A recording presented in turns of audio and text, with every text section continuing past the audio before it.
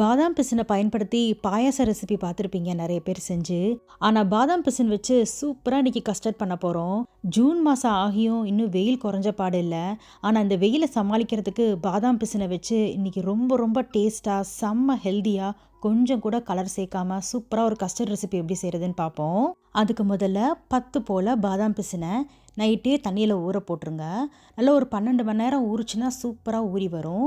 1 cup அளவுக்கு தண்ணி சேர்த்து ஒரு மூடி போட்டு மூடி வச்சுருங்க. நைட்டு ஊற வச்சிட்டிங்கன்னா காலையில் எடுத்து பார்த்தீங்கன்னா நல்லா ஸ்னோ ஃப்ளேக்ஸ் மாதிரி சூப்பராக நல்ல ஃப்ளஃபியாக வந்திருக்கும். பாருங்கள் எவ்வளோ சூப்பராக ஊறி வந்திருக்குன்னு. இப்போ இந்த பாதாம் பிசினை அப்படியே நல்லா ஒரு பெரிய பவுலுக்கு மாற்றி வச்சுருங்க. எல்லாத்தையும் நம்ம ஊற்றின தண்ணி ஃபுல்லாக உறிஞ்சி நல்லா சூப்பராக ஊறி வந்திருக்கு பாருங்கள். இப்போ அடுத்ததாக நல்ல இனிப்பான மாம்பழமாக பெரிய மாம்பழமாக எடுத்துக்கோங்க. மாம்பழம் நல்லா இனிப்பாக இருந்தால் ரொம்ப ருசியாக இருக்கும் இந்த ரெசிபி. இப்போ இந்த மாம்பழத்தை அரைச்சி நல்லா இந்த மாதிரி பேஸ்ட்டாக எடுத்துக்கோங்க. இப்போ இந்த மாம்பழ பேஸ்ட்டை அந்த பாதாம் பிசினோடு சேர்த்து நல்லா கலந்து விட்டுக்கோங்க. இப்போ இந்த இடத்துல உங்கள் மாம்பழம் நல்லா ஸ்வீட்டாக இருந்துச்சுன்னா பாதாம் பிசினோடு கலந்து விடும்போது பாதாம் பிசினில் அந்த இனிப்பு போய் நல்லா கரெக்டாக இருக்கும். அப்படி உங்கள் மாம்பழத்தில் இனிப்பு கொஞ்சம் கம்மியாக இருந்துச்சுன்னா நீங்கள் 2லேருந்து 3 டேபிள் ஸ்பூன் சர்க்கரை சேர்த்துக்கோங்க. கரெக்டாக இருக்கும். இப்போ அது மாதிரி கலந்து எடுத்து வச்சுக்கோங்க. அடுத்ததாக நான் இங்கே பாஸ்மதி அரிசி ஒரு 1/2 கப் அளவுக்கு எடுத்துக்கிறேன். இப்போ இந்த பாஸ்மதி அரிசியை நல்லா நான் கழுவி காய வச்சுட்டு அதுக்கப்புறம் தான் மிக்ஸி ஜாரில் சேர்க்குறேன்.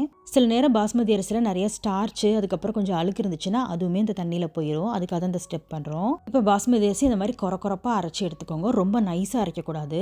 ரவையை கூட கொஞ்சம் பெரிய சைஸில் நல்லா கொஞ்சம் கொரப்பாக அரைச்சி எடுத்திங்கன்னா நல்லா டேஸ்ட்டாக இருக்கும். இப்போ அந்த உடச்சி வச்ச அந்த அரிசியிலேயே 3 டேபிள் ஸ்பூன் அளவுக்கு பால் பவுடர் சேர்த்து நல்லா கலந்து விட்டுக்கோங்க. 10 ரூபாய் பால் பாக்கெட் இருக்குல்ல, அது 2 சேர்த்திங்கன்னா சரியாக இருக்கும். நல்லா அந்த மாதிரி கலந்து எடுத்து வச்சுக்கோங்க. இப்போ அடுத்ததாக அதே மிக்ஸி ஜாரில் 1 கப் அளவுக்கு துருவின தேங்காய், 1/2 கப் காய்ச்சி ஆற வச்ச பால் சேர்த்து நல்ல பேஸ்ட்டாக அரைச்சி எடுத்துக்கோங்க. இந்த மாதிரி நம்ம தேங்காய் சட்னிக்கு அரைக்கிற மாதிரி அரைச்சி எடுத்து வச்சுக்கோங்க. இப்போ அடுத்ததாக ஒரு கடாயில் கொஞ்சமாக தண்ணி விட்டுக்கோங்க. அதுலேயே 1/2 லிட்டர் அளவுக்கு பால் சேர்த்துக்கோங்க. நான் ஃபஸ்ட்டு ஏன் தண்ணி சேர்த்தேன்னா, நான் ஸ்டீல் கடாய் யூஸ் பண்ணுறதுனால பால் சேர்த்தோம்னா அடியில் பயங்கரமாக பிடிச்சிக்கும். அதனால ஃபஸ்ட்டு தண்ணி சேர்த்துட்டு அதுக்கப்புறம் பால் சேர்த்திங்கன்னா கரெக்டாக இருக்கும். இப்போ பால் நல்லா பொங்கி வந்ததுக்கப்புறமா நம்ம மிக்ஸ் பண்ணி வச்சுருந்தோம்ல அரிசி பால் பவுடர் கலவை, அதை சேர்த்துக்கோங்க. இப்போ நல்லா கட்டிப்படாத மாதிரி கிண்டி விட்டுட்டே இருக்கணும். நல்லா கைவிடாமல் கிண்டி விட்டுட்டே இருந்தீங்கன்னா நல்லா கரைஞ்சி வந்துடும். அதே மட்டும் இல்லாமல் நம்ம அரிசி சேர்த்துருக்கனால அரிசி போய் அடியில் தங்கி ஒட்டிக்கும்.